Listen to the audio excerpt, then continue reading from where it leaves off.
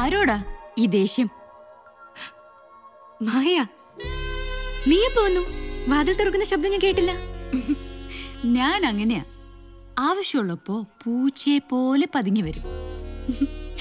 മനോജുമായി വഴക്കിട്ടിരിക്കുകയാണല്ലേ? ഏയ് ഇല്ല, ഇത് വെറുതെ ഫോണിലൂടെ. എടി, ഇതിലിങ്ങനെ മറക്കാനും ഒളിക്കാനും മാത്രം ഒന്നുമില്ല. നീ വായിച്ചിട്ടില്ലേ? പരസ്പര വിശ്വാസം ഇല്ലാത്ത രണ്ടുപേര് മരണം വരെ വിശ്വാസം അഭിനയിച്ചുകൊണ്ടിരിക്കുന്ന ഒരു ഏർപ്പാടാണ് വിവാഹം. അതിനിടയിൽ ശരീരത്തിന്റെ ആവശ്യങ്ങൾ നിറവേറ്റാൻ വേണ്ടി അവർ സന്തോഷം അഭിനയിക്കും, ഇണചേരും, കുട്ടികളെ പ്രസവിക്കും, അവരെ വളർത്തും. പക്ഷേ ആത്യന്തികമായി കലഹിച്ചോണ്ടേയിരിക്കും. എന്നെ പോലെ ബുദ്ധിയുള്ള പെണ്ണുങ്ങൾ അഭിനയം മടുക്കുമ്പോ കൂടുതൽ കാലം ആ കലാപരിപാടിക്ക് നിന്നു കൊടുക്കാതെ ഇറങ്ങിപ്പോരും സ്വന്തം ജീവിതത്തിലേക്ക്. അപ്പൊ നീ ലീഗലി ഡിവോഴ്സ് ആയില്ല. ഈ ആണുങ്ങൾ പറഞ്ഞിറക്കുന്ന ഒരു ചീപ്പ് കോമഡി കേട്ടിട്ടില്ലേ?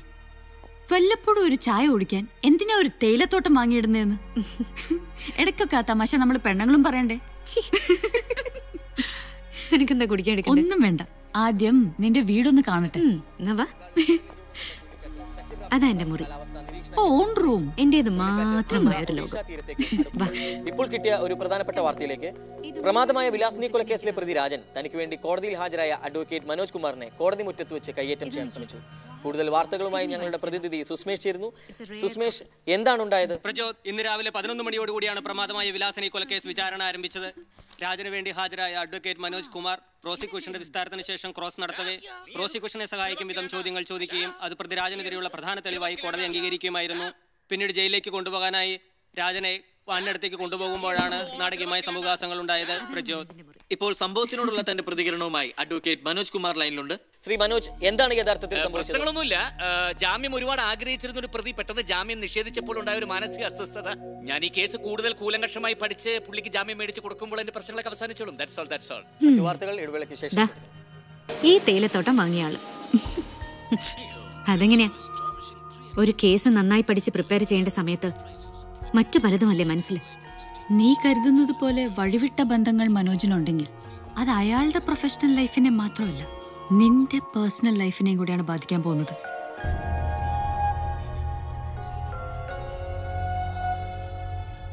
ഇതൊന്നും അല്ല അച്ഛാ.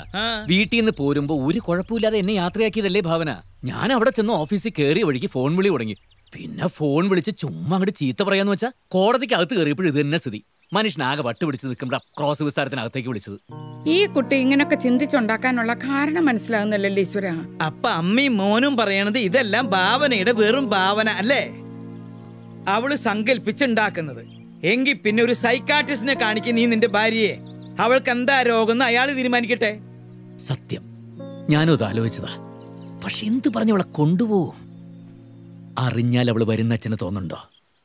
തണ്ടപ്പേ രജിസ്റ്ററിൽ പുറവകയും വയലുമായി കിടക്കുന്ന ഭൂമി കാണവും ജന്മവുമാക്കി മാറ്റിമറിച്ച് വിറ്റ് കാശുണ്ടാക്കുന്നവനല്ലേ നീ. അത്രയും കുബുദ്ധി ഇതിനു വേണ്ടി വരില്ല. നിങ്ങൾ എന്തുവാ മനുഷ്യ ഇത്? ഒരുമാതിരി എതിർ കക്ഷിയോട് സംസാരിക്കുന്ന പോലെ.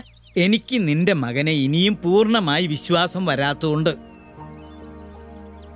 നിന്റെ ഭാര്യ പറഞ്ഞത് നുണയാണെന്ന് തെളിയിക്കാൻ എനിക്ക് നിന്റെ അഫിഡവിറ്റ് മാത്രം പോരാ മനോജേ. അത് ബോധ്യം വരാനുള്ള തെളിവുകളായിട്ട് വാ. അപ്പൊ നിക്കാൻ ഞാൻ നിന്റെ കൂടെ. അവൻ മനസ്സൊന്ന് പറഞ്ഞു തന്നെയാ, നുണയൊന്നുമല്ല, എനിക്കുറപ്പാ. ആയിരിക്കാം. പക്ഷെ നമ്മുടെ മോന് നമ്മളുണ്ട്. നമ്മളും അവനും അല്ലാതെ സ്വന്തമെന്ന് പറയാൻ ആ കുട്ടിക്ക് വേറെ ആരുമില്ല. അപ്പൊ നമ്മൾ ഇവനെ സപ്പോർട്ട് ചെയ്താൽ തനിക്ക് ആരുമില്ല എന്നൊരു തോന്നല് ആ കുട്ടിക്ക് ഉണ്ടാവും. അത് പാടില്ല. ഇന്നെന്താ പ്രത്യേകിച്ച്? വാ, വന്നിരിക്കും, പറയാം. മായ ഓർമ്മയില്ലേ? നമ്മുടെ കല്യാണത്തിന് വന്നിരുന്നു. ബെസ്റ്റ്. നമ്മുടെ കല്യാണത്തിന് ആരൊക്കെ വന്നിരിക്കുന്നു? അവരെയൊക്കെ ഓർത്തിരിക്കാൻ പറ്റുമോ? ഇത് അങ്ങനെ ഒരാളല്ല. ഞാൻ എപ്പോഴും അവളെ പറ്റി മനോജിനോട് പറയാറുണ്ട്. മനോജിന് ഓർമ്മയില്ലാഞ്ഞിട്ടാ. എന്റെ കൂടെ ഹോസ്റ്റലിൽ ഉണ്ടായിരുന്ന മായ. ശരി ശരി, പറഞ്ഞിട്ടുണ്ടാവും. നീ കാര്യം പറ. അവളിപ്പോ ഈ ഫ്ലാറ്റിലെ താമസം. ഇതിനകത്തോ? മോളില് പുതിയ താമസക്കാര് വന്നില്ലേ, ഒരു അച്ഛനും മോളും, അതവരാ. ആണോ? ആ, ഇന്നവളെന്നെ കാണാൻ വന്നിരുന്നു. ഞങ്ങള് കൊറേ സംസാരിച്ചു. ഞാൻ ശരിക്കും റിലാക്സ്ഡ് ആയി. പണ്ടേ അങ്ങനെ അവളോട് സംസാരിച്ചാ നമ്മൾ ശരിക്കും വേറൊരാളാവും. അവള് പോയപ്പോ എനിക്ക് കുക്ക് ചെയ്യാൻ ഒരു മൂഡ് തോന്നി. അതാ ഇങ്ങനെ. അവളോട് ഞാൻ നമ്മുടെ കാര്യങ്ങളെല്ലാം പറഞ്ഞു. എന്നുവെച്ചാ നമുക്കിടയിലുള്ള മുഴുവൻ പ്രശ്നങ്ങളും. മനോജ്, എന്താ ആലോചിക്കുന്നേ? അല്ല, ഞാനിന്ന് വീട്ടിൽ പോയിരുന്നു. അച്ഛൻ എന്നെ ശരിക്കും വഴക്ക് പറഞ്ഞു. നമ്മൾ തമ്മിലുള്ള പ്രശ്നങ്ങൾക്കെല്ലാം കാരണം ഞാനാണെന്നാണ് അച്ഛൻ പറയുന്നത്. അച്ഛൻ അങ്ങനെ പറഞ്ഞോ? അല്ല, ആലോചിച്ചപ്പോ എനിക്കത് ശരിയാണെന്ന് തോന്നി. അവസാനം ഞാനൊരു തീരുമാനം എടുത്തു. എല്ലാ തിരക്കിന്നും മാറി നമുക്ക് മാത്രമായിട്ട് 1-2 ദിവസം വേണം ഭാവന. ദൂരെ എവിടെയെങ്കിലും മറ്റാരും അറിയാതെ എനിക്കൊരു സൈക്കാട്രിസ്റ്റിനെ കാണണം. നിന്റെ മുമ്പിൽ ഇനിയും ഒഴുകാം ഞാൻ ഒരു നാൾ വെറുതെ. ഇതെന്താ ഇവിടെ?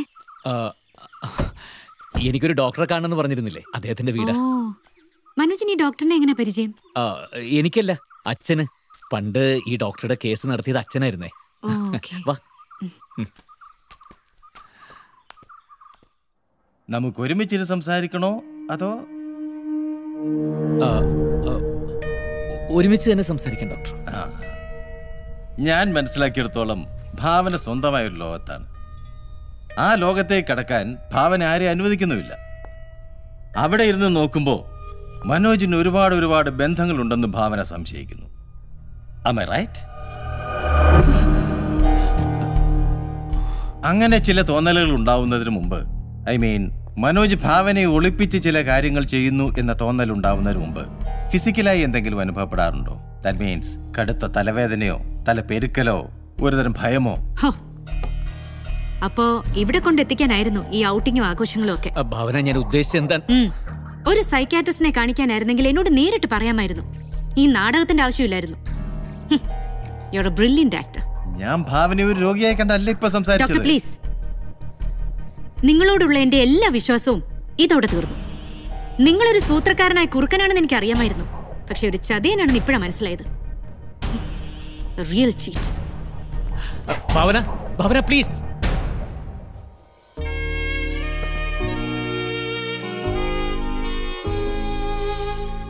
മനോജ് എന്തിനാണ് ഇതൊക്കെ ചെയ്യുന്നതെന്നാണ് നീ കരുതുന്നത്? അയാളുടെ പരസ്ത്രീ ബന്ധത്തെക്കുറിച്ച് അന്ന് നീ അയാളുടെ അച്ഛനോട് പറഞ്ഞു. അഡ്വക്കേറ്റ് ശ്രീധരൻ നായർ കാര്യവിവേകമുള്ള ആളായതുകൊണ്ട് നീ പറഞ്ഞത് അങ്ങനെ തള്ളിക്കളയില്ല എന്ന് നിന്റെ ഭർത്താവിന് അറിയാം. അപ്പോ വീട്ടുകാരുടെ മുന്നിൽ മാനം രക്ഷിക്കാൻ അയാളുടെ മുന്നിൽ ഒറ്റ വഴിയേ ഉള്ളൂ, നിന്നെ മാനസിക രോഗിയായി മുദ്ര കുത്തുക. പുരുഷന്മാർക്ക് അവരുടെ പരസ്ത്രീ ബന്ധങ്ങൾ കൂട്ടുകാരുമായി ഒരു കപ്പ് കാപ്പിക്കൊപ്പം ഒന്ന് കുറിക്കാനുള്ള സ്നാക്സ് മാത്രമാണ്. തിരിച്ചതേ നാണയത്തിൽ ഭാര്യ മറുപടി കൊടുക്കട്ടെ, അപ്പൊ കാണാം അവര് തളർന്നു പോകുന്നത്. നീ എന്താ ഉദ്ദേശിക്കുന്നേ? അവർക്ക് വഴിവിട്ട ബന്ധങ്ങളാവാമെങ്കിൽ എന്തുകൊണ്ട് നമുക്കതായിക്കൂടാ? നീ എന്തായി പറയുന്നേ? എന്നെ കൊണ്ട് പറ്റില്ല. I cannot do it. എടി പോത്തെ, അങ്ങനെ വേണമെന്ന് ആര് പറഞ്ഞു? അങ്ങനൊരു ബന്ധം നിനക്കൊണ്ടെന്ന് മനോജിന് തോന്നണം. അതും സമൂഹത്തിന്റെ മുന്നിൽ ഒരു വൃത്തിയിട്ട ഇമേജ് ഉള്ള ഒരാളുമായിട്ടാണെങ്കിലോ? അതോടെ മനോജ് നിന്റെ മുന്നിൽ സറണ്ടർ ആവും. പിന്നീട് അയാളുടെ ലോകത്ത് നീ അല്ലാതെ വേറൊരാളുണ്ടാവില്ല. അതാണ് പുരുഷന്റെ സൈക്കോളജി.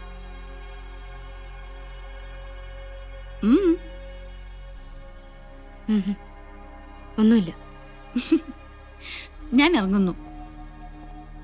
ഈ പുസ്തകം വായിച്ചാണോ? Read it, you like it.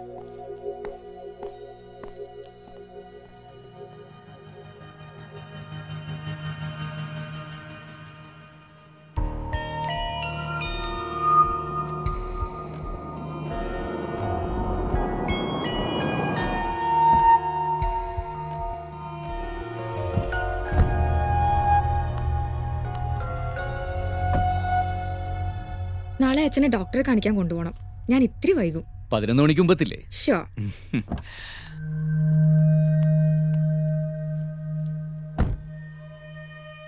പ്രീതിയെ കൊണ്ടാക്കി തിരിച്ചു പോകുമ്പോ വല്ല ബീവറേസിലും കയറി നാളെ നീ പണി ഉണ്ടാക്കി വെക്കരുത്. ഞാൻ നിർത്തി. എന്റെ മൊബൈൽ ഇവിടെ എവിടെയോ.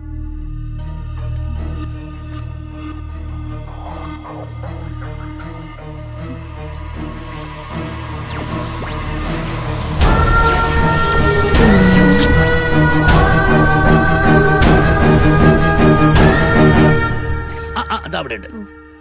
നാളെ രാവിലെ ലേറ്റ് ആക്കരുതേ. Okay. By.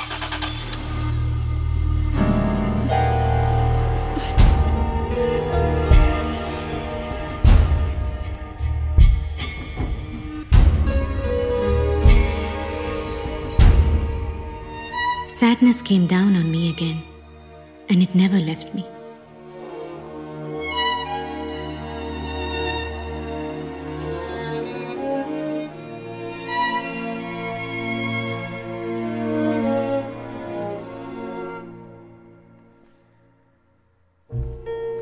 It makes me sick to think of those days.